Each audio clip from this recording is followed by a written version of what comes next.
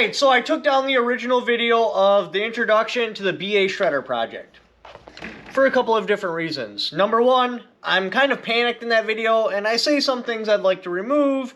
And number two, I make some mistakes because I was just jumping into this like head first, like body armor, different types of projectiles, and I get confused about a specific projectile because I was looking at the stats for 22 Cheetah, and I got that confused with 243. Point is, I did ultimately build the rifle, and yes, it works as advertised. And the next reason why I'm kind of panicked is because everybody's talking about, at this time, which was a brand new spear rifle. This was before lockdowns, this was before the karate cold, before any of that happened. I was just looking at what the government was doing, and I started sweating. Because all these politicians, like even this politician that's supposed to basically be like the reincarnation of Jesus for gun rights, is now talking about gun control. And now we got the military talking about this special rifle they want that doesn't make a lick of sense. Because I started talking about the rifle and I want to talk about it in a video, so I start doing research on it. And I'm like, okay, so what is this rifle for? I'm like, well, clearly, you know, it's in an AR-10 platform, so long range would be the first thing I would come to. Then I look at the ammunition they're running, and they're supposed to be running a 130 grain. I'm like, well, that don't make any sense. I mean, it's basically a cut-down 270. That's what a 6.8 is a 270, but the 6.8 spear, they just chop some of the case off so it'll fit in an AR-10 platform. I'm like, okay, well, the BC on a 130 grain 6.8 is only 460. I mean, shit. The ammunition that they run in their 175 grain ammo, that's got a BC of 505. Why would they go down in BC for something they want for long range? Well, that don't make any sense. Well, you know, maybe it's kinetic energy. Maybe that's what they're after. There's no real advantage for their 6.8 spear over the 308 in kinetic energy. I'm like, okay, well, that's not it. What else do we got here? I'm like, felt recoil. Maybe that's it. Maybe that's the key. Well, looking at a 130 grain bullet flying at 3,500 plus feet per second, that's got almost the exact same recoil as a 308. I mean, there's a small difference, but it's negligible, because physics and shit. Whatever kinetic energy you put out there comes back this way. So it's basically the same felt recoil.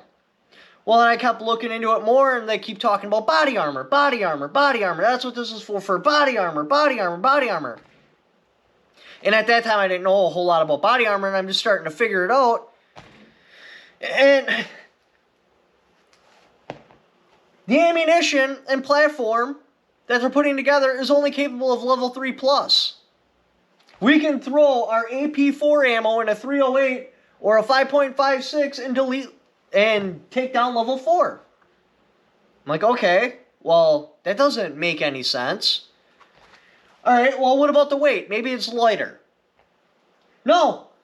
The weight of the firearm, the 130 grain projectile itself, just the projectile, I'm not talking about powder, not talking about case, nothing, just the projectile itself, weighs almost more than a 5.56 fully loaded cartridge.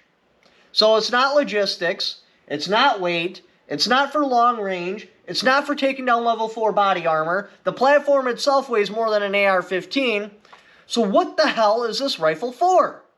The only thing that makes sense is if they're making a specific rifle to take down an enemy that has substandard body armor.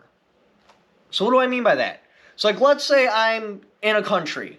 I'm the ruler of this country, and I'm like, oh, the Americans are coming. I would equip all my troops with level 4 body armor, and I would equip all my troops with AP ammunition.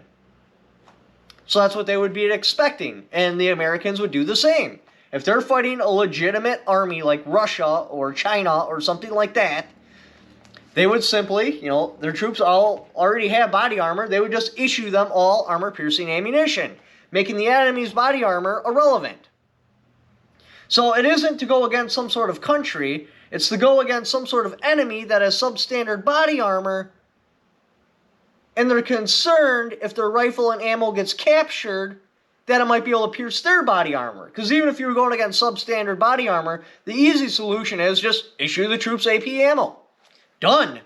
The problem with that is, if they issue the troops AP ammunition and their weapon or ammo is captured, well, now this enemy, hypothetical enemy, can use that ammo, use that weapon to take down the military. Like, it will penetrate their body armor. The level 4 interceptor body armor that the military wears is tough. That's hard to stop. That's hard to go through. But with our current technology and the ammunition we can manufacture, no, it's not a problem.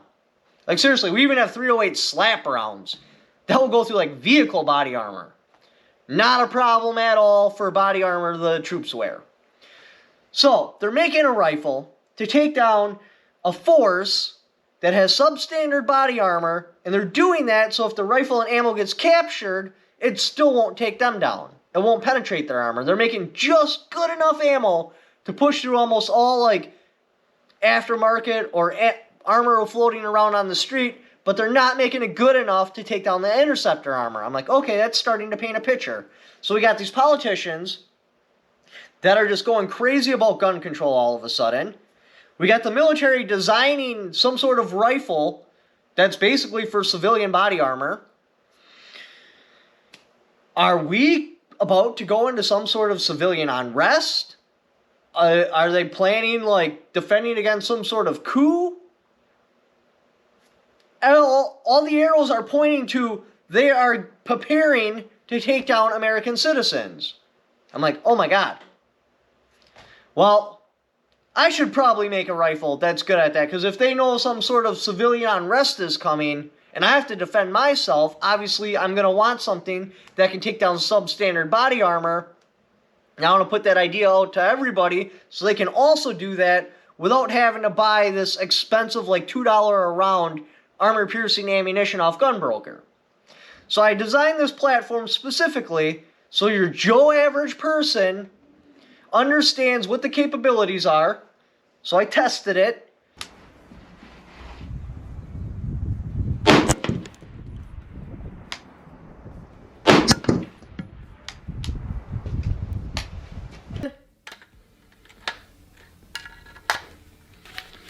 Went through. It also does it with ceramic, like when we tested it. Alright, BA Shredder.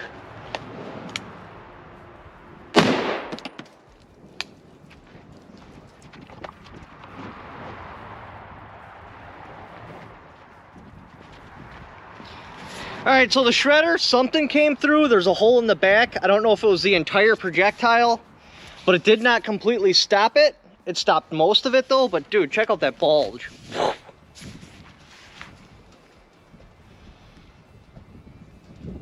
No, it went through. I can see a hole through it.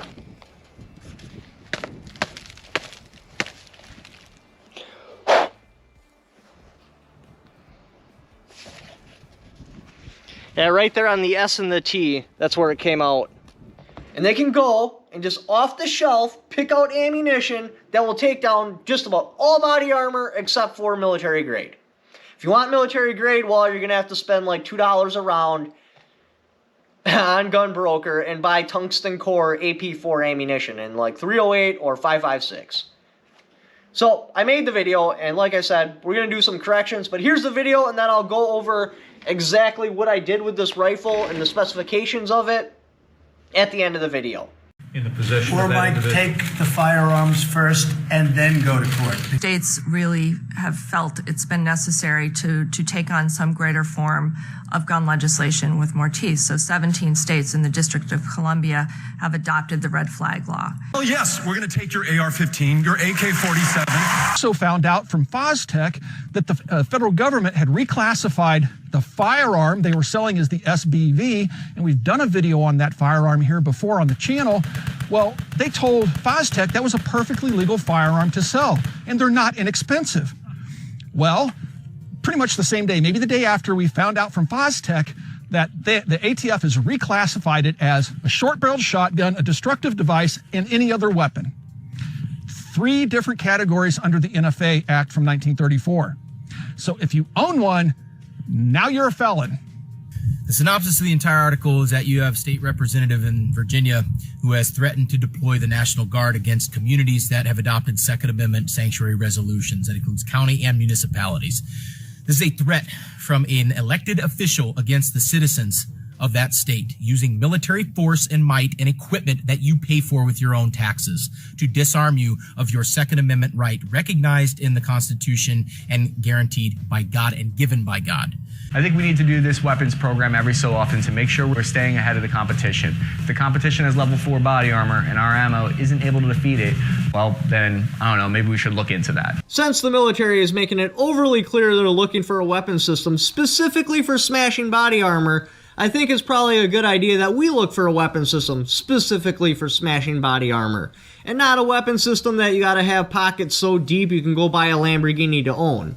And even the weapon system that SIG is releasing on the open market, that's basically the same thing as what the military is going to get, I can already see it being neutered. They're increasing the weight of the projectile, so you would need a tungsten core for it to work against body armor, but they're not going to sell us tungsten core body armor piercing ammunition, so we're going to have to go a little bit outside of the box and do the project I'm naming the 243 Shredder. In my view, we have got to see that weapons designed by the military to kill people are not in the hands of civilians. Anyway, the best defensive boogaloo rifle you can have is an AR-15, without a doubt. Because the ammunition's so common, it's so cheap, if boogaloo did happen, they'd be running with an M16 anyway, so there'd be parts, ammo, magazines, everywhere. If you're in a state where you cannot have an AR-15, or it's got to be featureless, which kills this, then go with an M1A. As far as I know, even in California, you can have an M1A in its normal configuration aside from a 10-round magazine, and you're just fine. If for some reason you can't have an M1A, hell, get an M1 Grand. Still, the ammunition is widely available. Stay away from like AKs because those cartridges are just garbage. The rifle's way too much, and besides you, no one else has one, so parts are terrible. A lot of the parts are not interchangeable. Even if you have an AK, it's the same make from the same country. Because of how they mass produce them, a lot of the parts aren't going to be able to go in and out. And if you do need to change out an AK part, you basically need a fully furnished machine shop. This is all push pin. Same with like an M1A. Okay, so we all understand this. We all understand what we need for the defensive rifle if Adolf's younger sister gets into office next term and she starts pushing boogaloo and she has NATO forces running around putting undesirable people on a train car and taking them to a concentration camp and stripping away weapons. And you want to take the fight to them. Yeah, without a doubt, you can grab your dad's hunting rifle. As long as it's a high velocity one, something that shoots above 3,500 feet per second, like a lighter grain 243, or maybe a 22-250. I mean, this 50 grain 22-250 is flying out at 3,800 feet per second. Even though this is a soft point, this will still penetrate armor. I kind of thought that it would go through being a bullet that fast, even though it has a plastic tip. I still think that the velocity is the key factor. So, if you guys got any other ideas for the 22-250, I have one more. I'm going to make another video actually today with it. Well, in the 6.8 Spear, I was talking about, well, they make AR-10s in 243. They take the same exact cartridge as a 308. This isn't a 243, but this is a 308. So I grabbed it for demonstration. Just so you understand. Here's the 243. It's the same exact cartridge. This is just run through a different die. I can literally take this brass and run it through a 243 die, and now I have a piece of 243 brass. I can even do that the other way. I can take this 243 brass, run it through a 308 die, and now I have a piece of 308 brass. The projectile is Alright, so right here's where I'm talking about where I got confused about, because I was looking at multiple rifle calibers. I wanted something that would cycle in a semi-auto. I wanted something that had a high velocity, and one of them I was looking at was a 22 Cheetah, and somehow, like, when I was making the video, I got that confused with the 243, so I was thinking the 243 takes a 5.56 tip, but it takes a 6mm tip, where the 22 Cheetah, that takes a 5.56 tip. So right here where I say, you know, .224, yes, it's 6mm, it's not .224. If you want .224, you got to go and get a 22 Cheetah, but when I was looking into that cartridge, Unfortunately, it's a Wildcat cartridge, so you're going to have a custom barrel cut, and then you're going to have to custom get some reloading dies made, and then you make your ammunition. I did hear about a 22 Creedmoor coming out. That would be basically the 308 Cheetah. So if you do want to do that, look into 22 Creedmoor. 224, which is 5.56. So you have 308 brass, a 5.56 projectile, just put together. So the project I'm working on, I'm actually going to have this guy's channel help me. So definitely go subscribe there because I want to get some motivation behind this project. I also messaged PSA because, well, we need an everyman's rifle. Because manufacturers refuse to sell us AP ammo, which is absolutely ridiculous, I believe fully if the military can have it, civilians should also be able to have it. If it's not safe enough for civilian use, it's not safe enough for military use. Anyway, they won't sell us any of the good ammo anymore. They used to once upon a time, but they don't anymore. Currently, the best way to go is take a 300 Win Mag, get some M2 AP ammo, pull the tip out of that, stick it in the 300 Win Mag, and then you can smash body armor. It's not practical, because the 300 Win Mag, the rifles you can get that are semi-auto usually have reduced capacity. They have very unique parts, so they're not interchangeable with anything. And they're well over $2,000. So what type of features should the 243 Shredder have? Obviously, the most important is that it comes in two different configurations. We're going to want it in a rifle and a carbine. We want the rifle to help smash through riot shields, trauma plates, etc., and extend the rate that it's effective at. But we also want a carbine, this way it's a little bit more compact, and you can take it on the move. Depending on what your environment's like would dictate what configuration you'd want. Starting from the front, we're going to want a muzzle device on there. A bird cage is not acceptable. It's got to be a muzzle brake. A 2-port no thrills muzzle brake will be just fine because we want to get rid of as much of that recoil as possible. We don't want it to act like a hunting rifle. We want it to act like a combat rifle. The only way that's going to happen is if we put a brake on there. Next, we're looking at the barrel. What the barrel should be is a 4150 steel CMV chrome line barrel, MPHP. Now, this is where it's going to get kind of weird because for an everyman's rifle, putting that barrel on there is going to significantly raise the cost of the rifle. So I think they should make a model with that barrel, but they're also going to have to make a barrel that's inferior. They're going to have to put barrels out there that are 4140 non-chrome lined. I truly feel the 243 should be chrome lined because they're barrel burners, and that chrome lining is going to give you a little bit of extra life. But for it to be an affordable everyman's rifle, they're going to have two different options. One with a good barrel, one with the inferior 4140 non-chrome line barrel.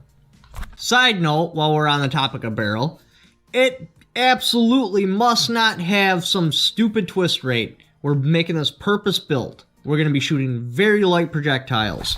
The twist rate that is selected for the barrel must be ideal for shooting between 45 to like 60, 69 grain ammunition. We're not going to be shooting 100 grain projectiles, and anything over 69 grains I know 100% for sure will not pop body armor. So it's going to be less than 69 grains. It's probably going to be somewhere in the ballpark of 62 to 45 grain ammunition. That's the rifling that needs to be on the barrel for the 243 Shredder. Anything else would just be a waste, and it'll be hurting us, not helping us. The next feature that's an absolute must is the pinned-in gas block. Because if this thing goes down, your rifle goes down, and that's not acceptable. The next thing that's a must is just your standard plastic can guards. Just what you'd see on a GI rifle, because we're looking for as lightweight as possible. The next features that are incredibly important is the upper and lower receiver. You do not want milled receivers. They have to be forged. With a milled receiver, you need a whole bunch more material on there to make them strong enough to work, drastically increasing their weight. They gotta be forged upper and lower receivers. Next feature that's incredibly important is that they make it in an A2 configuration. Yes, I could do an A3, but the first run until I start making different rifles, it's got to be A2. Why this is important is when the everyman purchases this rifle, he does not need to purchase separate optics. And with your range wheel on here, he is good and effective at multiple ranges without spending like $600, another $1,000 on top of the cost of the rifle to put an optic with a BDC on there. This has already got a BDC wheel. You just set it to the range and you're making hits. After that, it doesn't really kind of matter. You are going to want to stay with the standard stuff, either a fixed A2 rifle stock or a 6-position collapsible. You start throwing on like a Magpul stock or anything like that, you're adding unnecessary weight. They do offer some systems that are lighter than the standard 6-position, but there's not many out there. Inside the rifle, it absolutely must have a chrome line bolt carrier. My experience with AR-10s, they get dirty really, really quick, so I want every advantage to keep the rifle running as long as possible. Now, Armorlight actually used to make the ideal rifle, but somebody took over the company, they went full tactical. Whoever took over the company is like way into 3-gun, so all their weapon systems are basically designed for competition, which is great for competition, but it was absolutely useless for Boogaloo. They're too heavy. They're missing the stuff that makes them awesome, like a pinned-in front gas block, basically an A2 sight configuration. And that's what we're looking for out of PSA, because we need it to be the everyman's rifle. You can just go and get it, and you have something that will pop body armor.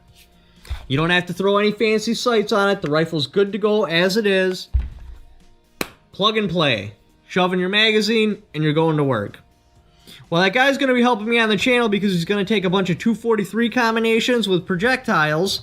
Since we don't have armor-piercing projectiles, we have to use full metal jacket projectiles. Which is fine. As long as you can accelerate these fast enough, they work just like an AP projectile. So he's going to take a bunch of 243 ammo, try different 55 grain tips, maybe even 62 grain penetrator, something you can get in bulk, like this, for incredibly cheap, load it into your 243, and be able to smash body armor. So once he figures out the combination, we'll have the ammunition. As long as I can get PSA on board, we'll have the rifle. Again, if you're interested in it, message PSA. Your daddy's hunting rifle will work just fine. It will. It will do the job. But I want semi-auto, I want capacity, and I want an AR-10 platform. I don't want some super special platform they're charging a couple $1,000s for. So from PSA, I want an A2 configuration, and I need it to be under $1,000. This way you, the everyman, somebody without, $30,000 sitting in their bank account because they don't know where else to put the $30,000, can buy that rifle, can buy the ammo, shove it together, and smash armor. No, I could not get any manufacturers on board. Nobody wanted to touch the project. Maybe it's probably because my original video was a bit spicy. So this is what I wound up making. Side note, if I can't get a major manufacturer on board for the rifle and the ammunition, what I'll do is I'll build the 243 shredder myself, and I'll give you guys a parts list so you can build it yourself, and I'll give you a load recipe so you can make the own ammunition yourself. But ideally, what I'm going to do is I'm going to get major manufacturers on board, so all you have to do is click the rifle, add it to the cart, go to whatever major manufacturer of ammo I can get on board, click the ammo, add it to the cart, hit purchase. This is my shredder project. It ultimately got turned into a DMR because of parts availability. I could not build an A2 AR-10. Those parts just were not available. No matter how hard I looked, no matter how many manufacturers I talked to, nobody was down. What I should have did was went on Gunbroker and then won like an old Rock River Arms A2 or maybe an old Armorlight A2 and then just rebarreled it. But even the barrel I was having problems with, so I contacted a bunch of manufacturers and nobody was making a chrome line barrel in 6mm. I could not get it. But I could have taken like an A2 and had a custom barrel made for it. I didn't do that. So what I wound up doing is I went to the Magpul stock with an adjustable cheek riser because I couldn't get an A2 upper receiver. I knew I was going to put a scope on there. And a cheek weld is everything when it comes to scope or red dot. In front, we got a pair of Armor Light receivers, upper and lower. I have a Rock River 2-stage trigger. It's actually pretty decent, and this trigger is stupid cheap. So, you got your take-up. You got your... Damn it, I overshot it. You got your take-up, your wall, a little bit of creep, and a nice break. I'm actually really impressed with this trigger for the price it came in at. For the barrel, I went with a Draco barrel. I scored this one on sale. Now I think they're like $800 or $900. I wound up getting this for I think $4.